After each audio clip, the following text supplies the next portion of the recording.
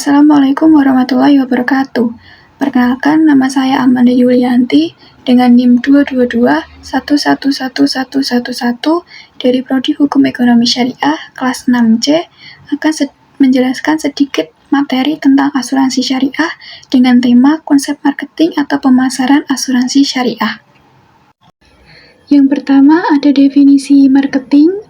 Marketing secara umum berarti proses merencanakan dan menjalankan konsep penetapan harga, promosi, dan distribusi ide, baik itu barang ataupun jasa, untuk menciptakan pertukaran yang dapat memuaskan tujuan individu atau organisasi.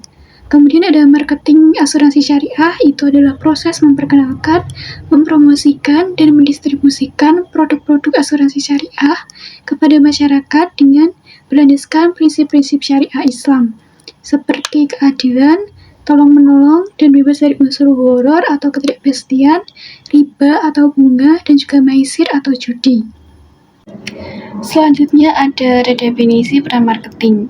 Definisi marketing sendiri berarti proses memperluas dan memperdalam makna pemasaran agar tidak hanya berorientasi pada transaksi ekonomi, tetapi juga pada nilai-nilai kemanusiaan, etika, dan juga keberlanjutan.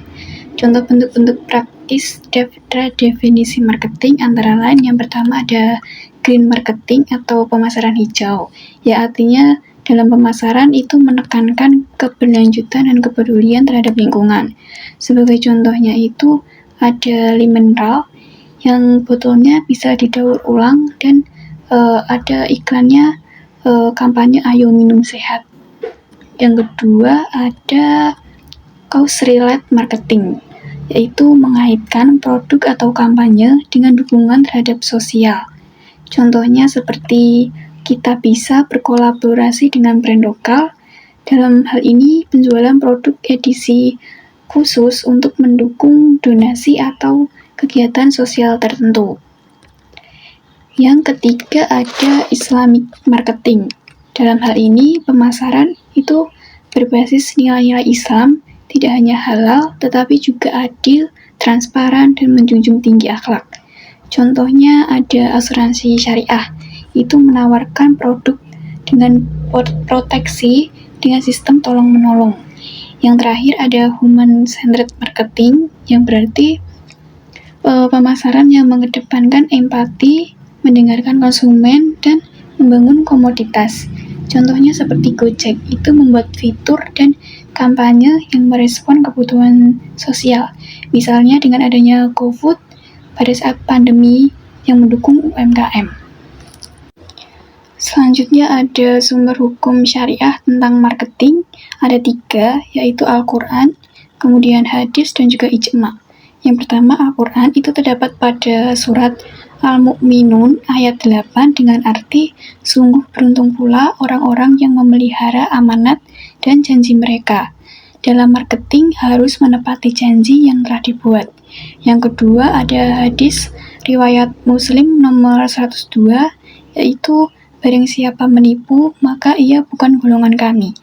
Jadi dalam marketing syariah harus menghindari segala bentuk penipuan, termasuk manipulasi produk, harga palsu, atau testimoni fiktif.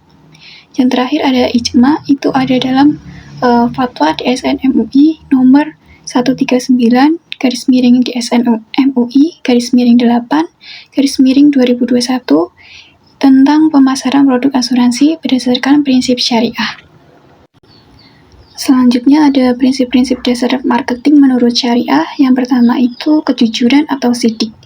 Jadi dalam marketing, Islam itu menuntut kejujuran dalam menyampaikan informasi produk atau jasa.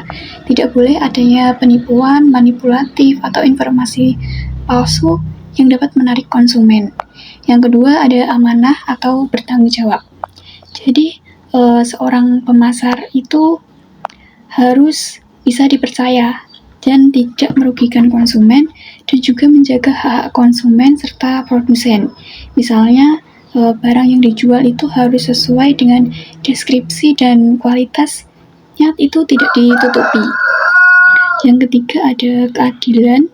Jadi dalam Islam itu menganjurkan adil dalam harga, tidak menjual atas di atas harga pasar tanpa alasan, kemudian tidak menipu dalam timbangan ataupun takaran. Tidak mengandung unsur gharar atau ketidakjelasan. Transaksi yang tidak jelas atau mengandung ketidakpastian itu dilarang. Jadi produk yang dijual harus jelas spesifikasi, kondisi, dan juga harganya. Contohnya, tidak menjual barang yang tidak ada atau tidak diketahui secara pasti. Kemudian ada larangan riba. Dalam pemasaran produk keuangan itu riba harus dihindari. Sistem transaksi harus bebas dari bunga dan mengutamakan akad yang halal seperti murabahah, ijarah, musyarakah, dan lain-lain. Selanjutnya tidak mengandung unsur maisir atau perjudian. Jadi dalam strategi promosi atau undian yang menyerupai perjudian atau maisir itu dilarang. Misalnya skema berhadiah tapi bersyarat. Itu tidak jelas dan merugikan pihak lain. Selanjutnya ada produk yang halal dan thayyib. Jadi produk yang dipasarkan harus halal secara zat dan cara perolehannya. Juga thayyib yang artinya baik, sehat, dan tidak membahayakan. Selanjutnya mengutamakan maslahah atau manfaat. Jadi marketing syariah harus mendatangkan manfaat bagi semua pihak, bukan hanya keuntungan sepihak. Selanjutnya, menjaga etika dan akhlak. Pemasaran itu tidak boleh dilakukan dengan cara yang mengandung eksploitasi, pornografi, intimidasi, atau merusak moral. Dan yang terakhir, menghindari ikhtiar atau penimbunan.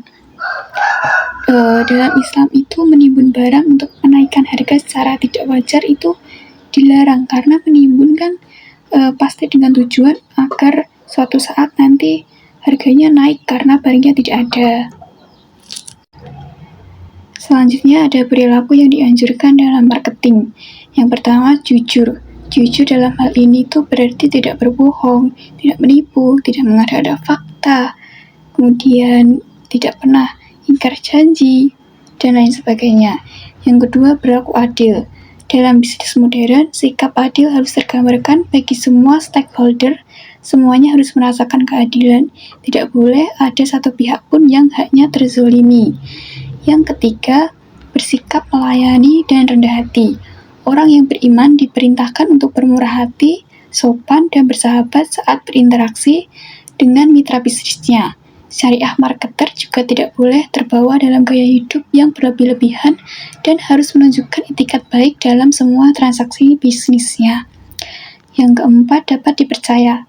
Dalam menjalankan roda bisnisnya, setiap pembisnis harus bertanggung jawab atas usaha dan pekerjaan dan atau jabatan yang telah dipilihnya tersebut. Selanjutnya ada perilaku bisnis yang terlarang dalam marketing. Yang pertama adalah perilaku marketing yang menyesatkan. Dalam praktik ini melibatkan penyampaian informasi yang salah, ambigu, atau tidak lengkap dengan tujuan untuk mempengaruhi keputusan pembelian konsumen. Yang kedua, pelanggaran privasi dan penyalahgunaan data konsumen. Di dalam era digital saat ini, data konsumen menjadi aset berharga. Namun, pengumpulan dan penggunaan data yang tidak etis dan melanggar hukum merupakan perilaku bisnis yang terlarang dalam marketing. Yang ketiga, pelanggaran hak kekayaan intelektual. Dalam marketing, penggunaan materi yang melanggar hak kekayaan intelektual pihak lain juga merupakan perilaku bisnis yang terlarang.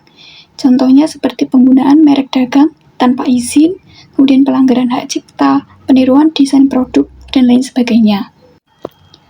Selanjutnya ada profil dan etika marketer lembaga keuangan syariah.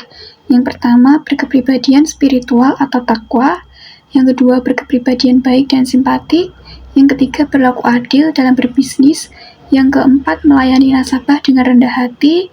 Yang kelima, selalu menepati janji dan tidak curang. Yang keenam, jujur dan terpercaya. Ketujuh, tidak suka berburuk sangka. Yang kedelapan, tidak suka menjelek-jelekan. Dan yang kesembilan, tidak melakukan suap atau risyah. Yang terakhir ada sistem marketing dalam asuransi syariah. Yang pertama, berbasis akad syariah. Dalam Pemasaran produk asuransi syariah menggunakan akad tabaru atau hibah dan atau menggunakan akad wakalah bil ujroh. Yang kedua, mengedepankan etika syariah. Marketing dalam asuransi syariah tidak boleh yang pertama mengandung unsur penipuan, goror, kemudian riba atau bunga, kemudian menggunakan promosi yang menyesatkan atau manipulasi informasi. Yang ketiga, agen sebagai penasihat syariah. Dalam asuransi syariah, agen bukan hanya tenaga penjual, tapi juga memiliki tanggung jawab moral dan syariah, memberikan edukasi tentang perlindungan risiko menurut Islam, menjadi pembimbing dalam memahami konsep takaful atau tolong-menolong, bukan mencari profit semata. Yang terakhir, strategi pemasaran Islam, yaitu menggunakan pendekatan edukatif dan persuasif, bukan hanya mengejar target. Kemudian membina hubungan jangka panjang dengan peserta, kemudian menyisipkan nilai-nilai keislaman seperti amanah, kejujuran, dan saling tolong-menolong dalam setiap materi promosi. Cukup sekian materi yang dapat saya sampaikan. Wassalamualaikum warahmatullahi wabarakatuh.